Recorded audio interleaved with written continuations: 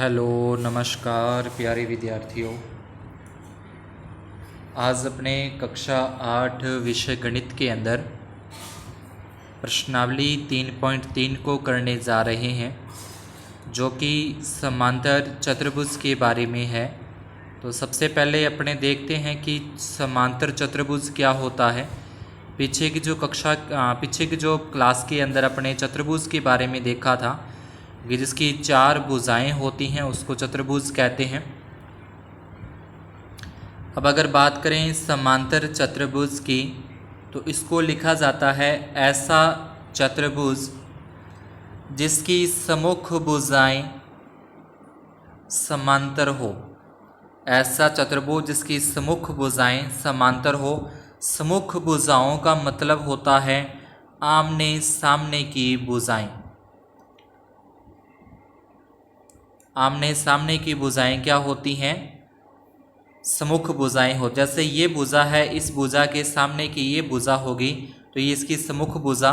उसके बाद ये देखें यहाँ पे ये 2 डंडों वाली, इसके सामने वाली ये वाली भुजा हो जाएगी तो ये इसके सामने की भुजा।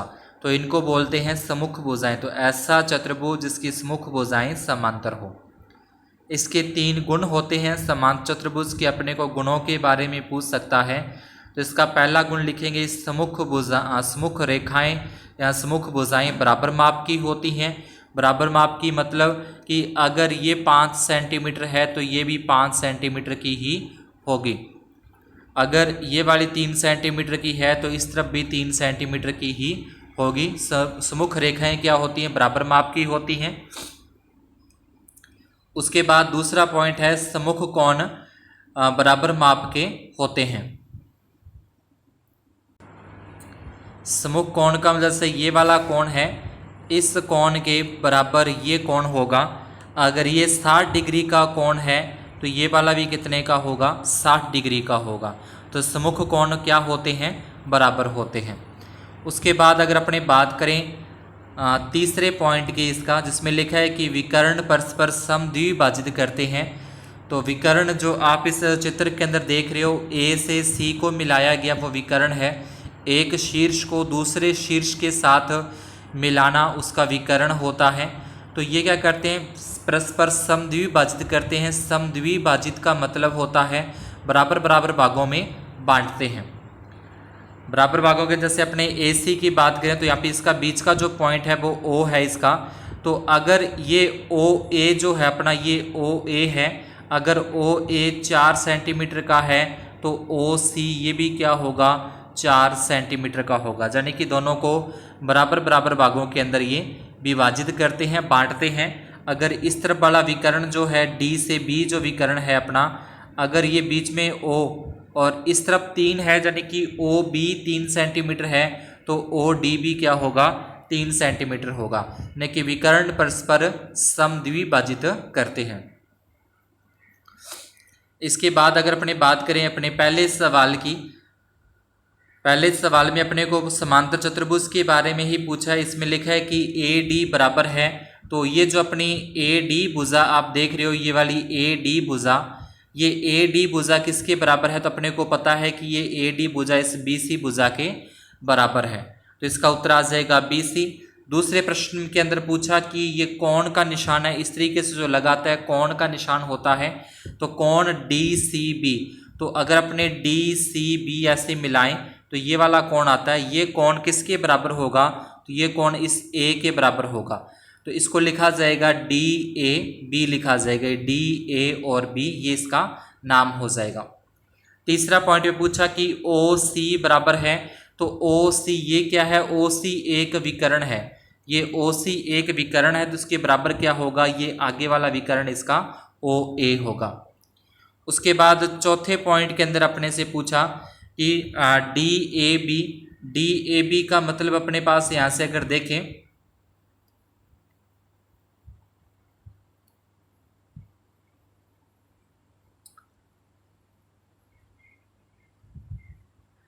तो D कोण आप देख रहे हो कि जो ऊपर की तरफ यहाँ पे जो कोण बना हुआ है D, और प्लस में एक अपना ये कोण है A, इन दोनों कोणों का योग पूछ रहा है। ये वाला कोण D और ये वाला कोण V, दोनों का योग। तो अगर दोनों का योग क्या हो जाएगा 180 डिग्री हो जाएगा। इन दोनों का योग कितना होता है 180 डिग्री। या ये भी लिख सकते हैं कि इसके डी के बराबर में बी है और इस ए के बराबर में यहाँ पे सी है। तो इसको इस तरीके से लिख देंगे, ये लिखना है पहले तो इसका उत्तर इस तरीके से बराबर में, उसके बाद आगे बराबर का निशान लगा के इसका योग कितना हो जाएगा 180 डिग्री हो जाएगा। दूसरे प्रश्न के अंदर इसमें बोला है कि अज्ञात एक्स वाई जेड के मानों को ज्ञात कीजिए। तो यहाँ पे एक समांतर चतुर्भुज दे रखा है, समांतर चतुर्भुज के अंदर जो आप एक्स वाई जेड देख रहे हो उसके उत्तर अपने को निकालने हैं। तो सबसे पहली लाइन तो ये लिखी जाएगी कि समांतर चतुर्भुज के सम्मुख कोण बराबर माप के होते हैं। ये लाइन क्यों लिखनी है, क्योंकि अपने को पता है कि यहाँ पे जो दे रखा है 100 डिग्री का, ये इसके बराबर होगा वाई के, क्योंकि आमने सामने कोण बराबर होते हैं समांतर चतुर्भुज के। तो यहाँ से क्या हो जाएगा वाई बराबर कितना आ जाएगा 100 डिग्री आ जाएगा। और दूसरी तरफ देखें ये जेड है और यहाँ पे इस तरफ जो है वो एक्स है, तो जेड और एक्स ये भी दोनों क्या होंगे बराबर होंगे। तो वाई बराबर 100 डिग्री और एक्स बराबर जेड आ जाएगा। उसके बाद एक नियम इसके अंदर और होता है समान चतुर्भुज के अंदर कि चतुर्भुज के चारों कोणों का योग कितने डिग्री होता है, चतुर्भुज के चारों कोणों का योग कितने डिग्री होता है। तो ये अपने को पता है कि चतुर्भुज के चारों कोणों का योग 360 डिग्री होता है। अब इसके जो चारों कोण अपने को चित्र में दे रखे हैं एक्स वाई जेड और 100, ये सारे के सारे चारों अपने यहाँ पे इस तरीके से लिख देंगे। और लिखने के बाद ये लाइन लिखनी है ऊपर, चतुर्भुज के चारों अंत्य कोणों का योग बराबर 360 डिग्री। पहला अपना एक्स आ जाएगा, वाई आ जाएगा, जेड और 100 डिग्री बराबर में 360 लिखना है। एक्स की जगह एक्स ही रखा, वाई अपने ऊपर लिख चुके हैं कि वाई बराबर 100 है और जेड बराबर एक्स है और 100 का 100 आ जाएगा। अब ये संख्या जोड़ेंगे, 100 और 100 जोड़ने पर 200 होता है, एक्स और एक्स जोड़ने पर 2x होते हैं बराबर में 360। ये प्लस का 200 इधर लेके आएंगे तो ये माइनस का 200 हो जाएगा। 360 में से 200 माइनस करेंगे तो 160 बचता है।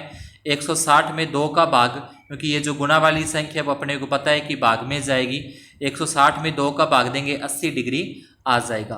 तो इसमें क्या होता है कि x बराबर 80 डिग्री और z बराबर भी क्या है 80 डिग्री आ जाएगा। और y का मान अपने पहले निकाल चुके थे, नीचे लिखना चाहो तो लिख सकते हो y बराबर 100 डिग्री। तो ये तीनों के आ जाएंगे x, y और z के।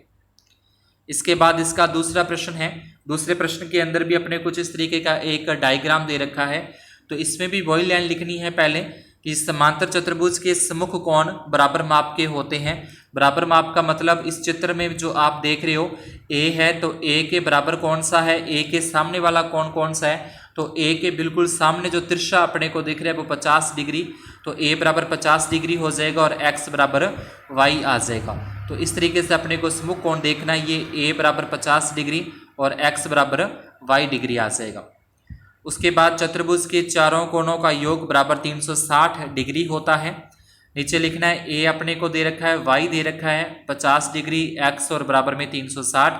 a की जगह अपने 50 आ जाए, क्योंकि यहाँ पे अपने निकाल चुके हैं कि a बराबर 50 डिग्री है। उसके बाद y की जगह अपने x लिख देंगे, 50 का 50 और फिर उसके बाद x और बराबर में 360। अब 50 और 50 को अगर अपने जोड़ें प्लस करें तो ये होता है 100, x और x हो जाएंगे 2x। अब ये जो प्लस का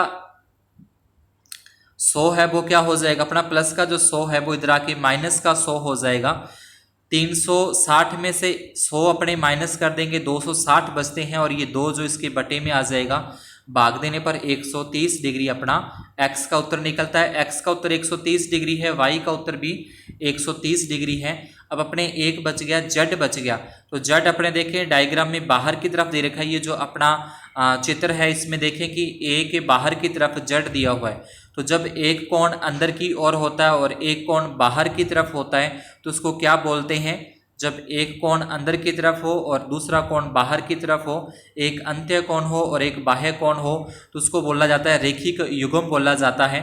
तो इसी तरीके से यहाँ पे लिखना है रेखिक युग्म बराबर 180 डिग्री a प्लस जेड।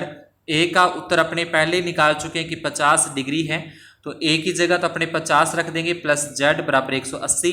ये 50 इधर आके माइनस का हो जाएगा, घटाने पर 130 डिग्री आता है, यानी कि x का मान 130 डिग्री, y बराबर 130 डिग्री और z बराबर 130 डिग्री। इसके बाद तीसरा पॉइंट है, तो तीसरे पॉइंट के अंदर अगर अपने देखें यहाँ पे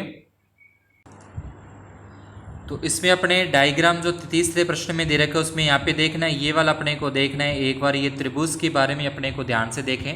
तो त्रिभुज के अंदर एक्स वाई और 30 डिग्री अपने को दे रखा है। यहाँ पे एक 90 डिग्री का कोण है, तो इसके सामने जो ये अंदर वाला कोण है वो भी कितने का हो जाएगा, 90 डिग्री का हो जाएगा। तो त्रिभुज के तीनों कोणों का योग बराबर 180 डिग्री, ये लाइन लिख देंगे। उसके बाद तीनों कोण इसमें x आ जाएगा, y आ जाएगा, प्लस में 30 डिग्री और बराबर में 180। अब x का मान आपने लिख दिया 90 डिग्री, y का अपने को निकालना है, ज्ञात करना है, और 30 डिग्री अपने को प्रश्न में दे रखा है, बराबर में 180 डिग्री हो गया। 90 और 30 को अपने जोड़ेंगे 120 डिग्री होता है, प्लस में y बराबर में 180, प्लस का 120 इधर लेके आए तो माइनस का 120 हो जाएगा। 180 में से 120 माइनस करेंगे तो क्या आ जाएगा, 60 डिग्री अपने किसका उत्तर आ जाएगा, 60 डिग्री इस y का उत्तर अपने पास आ जाएगा। अब अगर इस तरीके से अपने कोई आकृति मिलती है, जहाँ इस तरीके से कोई आकृति अपने को मिलती है तो इसको बोलते हैं अंत्य एकांतर कोण बोला जाता है। और अंत्य एकांतर कोणों की माप क्या होती है, बराबर होती है। तो y का मान 60 डिग्री है तो इसका ये वाला कोण भी क्या हो जाएगा, अंत्य एकांतर कोण, इस तरीके से ये बनता है। तो इसका z का उत्तर भी क्या आ जाएगा, अपना 60 डिग्री आ जाएगा। तो ये लिखना है अंत्य एकांतर कोण बराबर माप के होते हैं, z बराबर y और z बराबर 60 डिग्री। उसके बाद अतः x y और z तीनों के मान अपने यहाँ पे लिख देंगे। इसके बाद आता है अपना फोर्थ पॉइंट आता है इसके अंदर। तो इसके अंदर भी वही लाइन लिखनी है सबसे पहले अपने को कि समांतर चतुर्भुज के सम्मुख कोण क्या होते हैं, बराबर माप के होते हैं।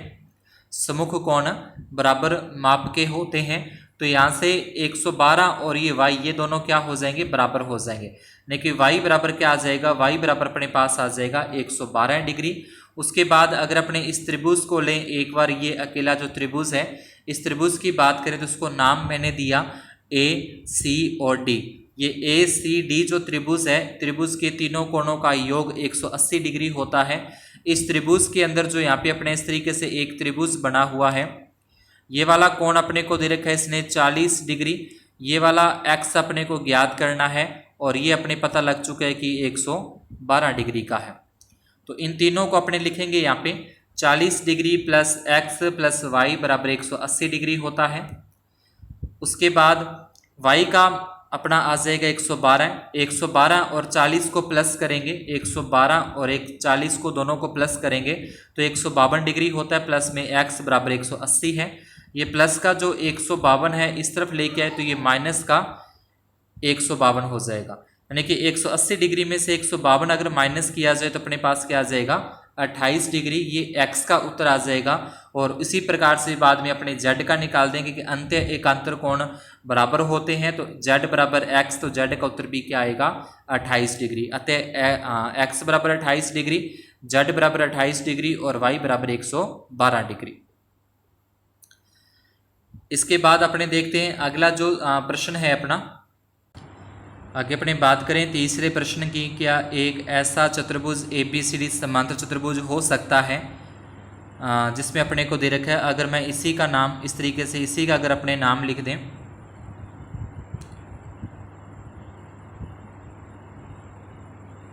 ठीक है, इस तरीके का मान लो कि चतुर्भुज है अपना, इसके अंदर कोण वगैरह कुछ भी नहीं बने हुए, एक बार सीधा इसको नाम लिख दें A B और C और D, ये अपना एक हो गया चतुर्भुज।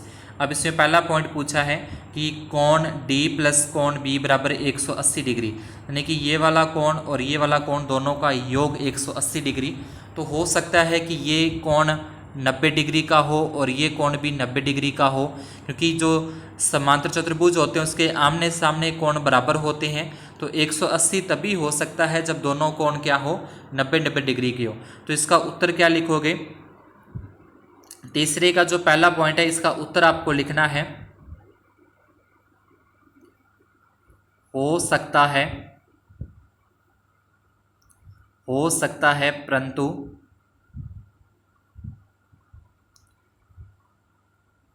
आवश्यक नहीं।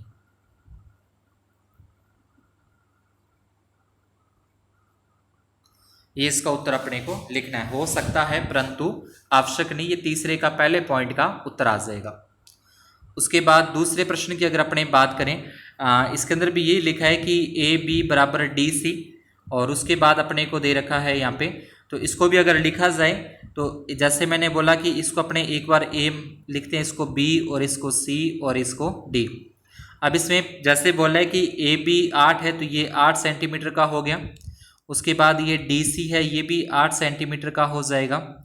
और इसके बाद ए डी है, ये 4 सेंटीमीटर का। और बी सी है, ये अपने को 4.4 सेंटीमीटर का। इस तरीके से डायग्राम बनाना है दूसरे पॉइंट के लिए ए बी सी डी बना के। अब ये 8 का है, ये 8 का है, ये तो ठीक है कि समांतर चतुर्भुज की आमने सामने की भुजा बराबर होगी। अब इस वाली भुजा देखें, ये 4 सेंटीमीटर की है और ये 4.4 सेंटीमीटर की है, तो ये दोनों भुजाएं बराबर नहीं है। लेकिन समांतर चतुर्भुज की तो आमने सामने की भुजाएं बराबर होती हैं, तो इसमें लिख देंगे दूसरे का उत्तर जो लिखा जाएगा, इसमें लिखा जाएगा नहीं हो सकता, नहीं हो सकता। ठीक है, ये इसका उत्तर लिखना है और ये इसका जो डायग्राम मैंने बताया वो बना देना है।